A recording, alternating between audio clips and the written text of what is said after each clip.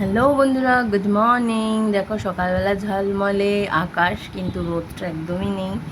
একটু ওয়েদারটা চেঞ্জ হয়েছে সামান্য, জানি না বিকেলবেলা বৃষ্টি হওয়ার কথা আছে, আদৌ হবে নাকি, আমার তো মনে হচ্ছে হবে না।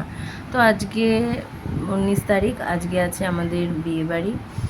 তো চলো, সকাল সকাল টিফিন খাওয়া হয়ে গেছে। তো এখানে মেয়ে স্কুলে যায়নি, আর এক চোখ দেখাচ্ছে বলে দু চোখটা চেপে ধরলাম। সবার তো প্রচন্ড আজকে টিভি খারাপ যাবে রিচার্জ দিন, বন্ধ হয়ে চোখ গেছে, তাই টিভি চোখ রিচার্জ রাখছিস। মানে টিভি দেখছে না, তার জন্য এদিকে ফোন ঘাটছে।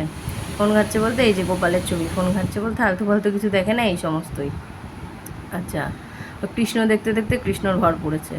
আর এখানে আজকে একটু আগোছালো থালাটা দেখতে পাচ্ছ, দুটো ডিমের পোচ নিয়ে নিয়েছি, সেদ্ধ ভাত, পেঁপে সেদ্ধ, আলু সেদ্ধ, ভেন্ডি সেদ্ধ, যেটা আমার অতিরিক্ত প্রিয়। আর হচ্ছে ওইদিকে হচ্ছে যে পাঁচটা লঙ্কা নিয়ে নিয়েছি, কারণ লঙ্কার মধ্যে একটু ঝাল নেই। আর একটুখানি পেঁয়াজ নিয়ে নিয়েছি হাফ, আর ঘি নিয়ে নিয়েছি, ঠিক আছে। আর এখানে মেয়েকে ঘি দিয়ে চটকে মেখে দিয়েছি, লঙ্কাটা ডলিয়ে নিই, সেটা পরে হবে। আচ্ছা, যেহেতু রাত্রিবেলা বিয়েবাড়ি যাব, তাই তো বিয়েবাড়ি দেখলে কি পরে এলাম, কী পরবো, তো সেটাই আমি পরেছি। তো এখানে আমরা সবাই খেতে ব্যস্ত। ওইদিকে মাও গেছে কাউন্টারে। এদিকে দেখো তোমাদের সবটা পুরো ঘুরিয়ে দেখাই। এদিকে তো বুঝতেই পারছো বিয়ের মণ্ডপ, আর ওই যে বউ দাঁড়িয়ে রয়েছে, ওখানে অনেক লোক ছিল বলে আমি অতটা সামনে যাইনি। আর এইদিকে আমার দিদিও খাওয়া দাওয়া করছে, যেটা আমরা বিয়েবাড়িতে করতে যাই, সাজুগুজু করা আর খাওয়া দাওয়া। এদিকে মেয়ে একা একা ফুচকা খাচ্ছে, আমি বলছি দিবি একটু, বলছে না চলো ওখানে আছে তো খাও। আর ফুচকার কাউন্টারটা আমার খুব ভালো লেগেছে, সুন্দর করে সাজানোর জন্য। তো এদিকে আমার মাম্মিও চলে গেছে কাউন্টারে। আর আমি কিন্তু এখনও যাইনি, আমি কিন্তু সবার থেকে একটা দুটো মুখের মধ্যে পুড়ে দিচ্ছি। সবার হাতে রয়েছে, আমি তো ক্যামেরা করছি, তার জন্য আমি এখান থেকে পুড়ে নিচ্ছি মুখে। খাওয়া নিয়ে দরকার, গিয়ে যে নিতে হবে তার তো কোনো মানে নেই। আর এখানে ওখানে ছিল অনেক রকমের পকোড়া, সেটা তোমাদের বলছি কি কি। আর এখানে আমার মুখটাও চলছে, বুঝতেই পারছো, কিন্তু এখনও হাতে নিইনি। আচ্ছা, এখানে ফুচকা খাওয়ার সময় একটুখানি ভিডিও করবো ভাবলাম, কিন্তু ভিডিও করা হলো না। এই যে আমি লাস্ট ফিনিশিং হাতে নিয়েছি, এটা হচ্ছে ডিমের, ডিমের বলছি, মাছের কি বলে, ফিশ ফিঙ্গার। তো খুব একটা ভালো বলবো না, ঠিক আছে, অ্যাভারেজ। আর ওইদিকে মোটামুটি। আর ওইদিকে মেয়েকে একটু দিলাম, মেয়ে বললো খাবো না, গরম। এদিকে বাবু ফোন ধরে দিচ্ছে, বাবু বললো না তুই ফোন ধরে দিচ্ছিস আমার, তুই একটু খা। তো আমরা এখন সবাই মিলে খাচ্ছি। বাবুকে বললাম একটুখানি 360 রুটেট ঘুরিয়ে দে, তো তাই জন্য বাবু ঘোরাচ্ছিল। আর ওই যেখানে মকটেল, আমার একদম ভাল লাগেনি, কোনোটাই ভাল লাগেনি। আর ওরা একটা কি মুইতো এনেছিল, তোমাদের পরে বলছি। আর ওইদিকে দেখো মেয়েগুলো সার্ভ করছে, দেখতেই পাচ্ছ। এমনি সব কিছু ঠিক আছে, বাড়িটা খুব সুন্দর। তারপরে এই যে এই দেখো, এই দেখো এইদিকে এনেছে কি ভার্জেন মইতো, বললো মেয়ে গিয়ে বানিয়ে নিয়ে এসেছে, বললো ভার্জেন মইতো দাও। তো যাই হোক, এদিকে একজন হলো, এইদিকে দুজন। আচ্ছা, এখানে এবার আমি আছি, তিনজন, ঠিক আছে। আচ্ছা, ওইদিকে মেয়ে আছে, চারজন।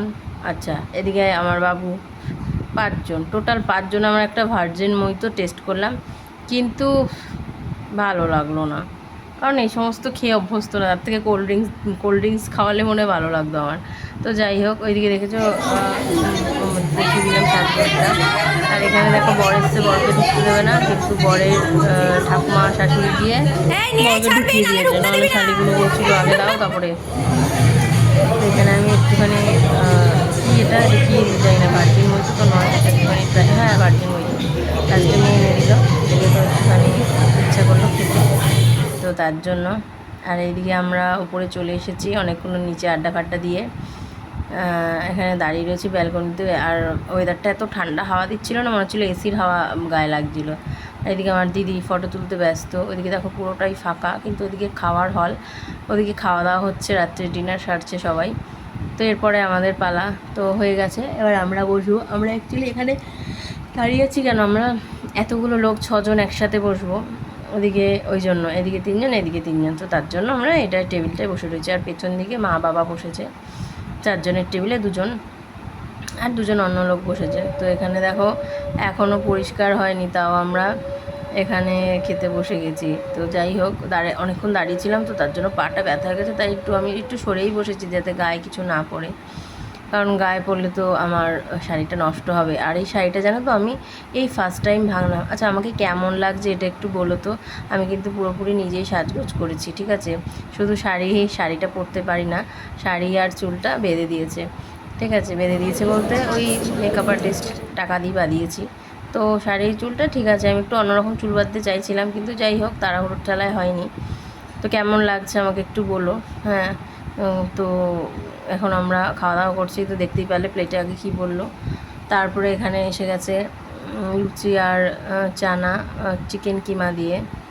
তো খাবারগুলো একদম খারাপ বলবো না, ঠিক আছে মোটামুটি, কিন্তু ঠান্ডা হয়ে গেছিলো।